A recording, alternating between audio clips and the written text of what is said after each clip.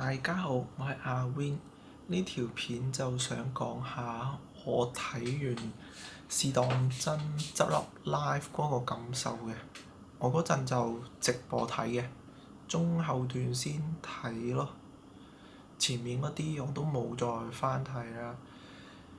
印象深刻啲呢，有兩個嘅，有一個女嘅就之前就吹游學修話幾時訪問佢，到佢講嘢未？但係後尾到佢講嗰陣呢，要佢講嘢，佢又話諗唔到講咩。跟住另一個呢，就準備咗一大段字出嚟，就好有心咯。呢兩個就特別有印象啲嘅。然之後游學修又講話嗰個 live 咧就12點咧就完㗎啦，所以都趕時間嘅。臨尾咧就得翻初頭開台嗰幾個人講嘢啦。咁阿慈接咪嗰陣咧，佢講嘢我心入邊係好燥嘅。我以為成個 live 咧最撚尾敗筆會係佢啦。點知後尾會有 Alan 單嘢啦，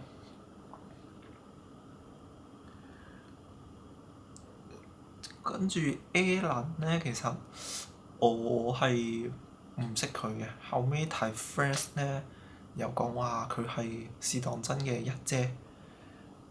我以為係 Jessica，但係唔知幾時又變 Alan 啦，因為我睇試當真就開台初頭嗰陣有睇嘅，覺得佢冇乜人撐，跟住後尾咧見多人睇佢啲片，好似唔使我撐啦咁，我就冇再睇嘅。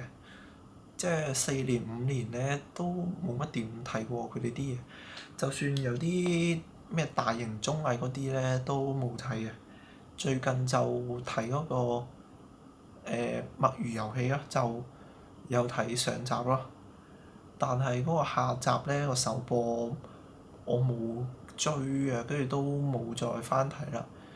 跟住直接就睇嗰個執笠 live 嘅。咁嗰陣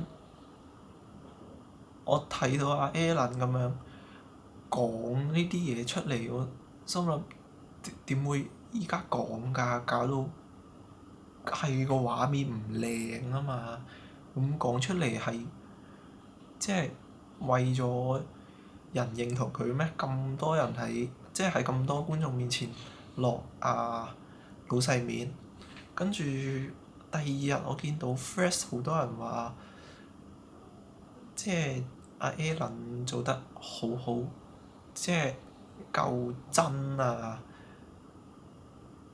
之類嗰啲，我真係睇唔明，即係唔係落老細面定點咧？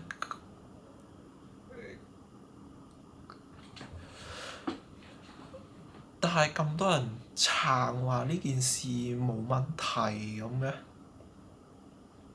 即係其實如果唔介意人點睇，做咩會攤開嚟俾人知呢啲嘢啫？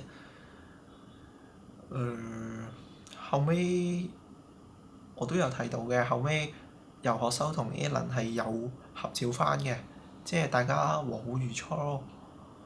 咁我依家係未信嘅，我唔信好翻。係咁多。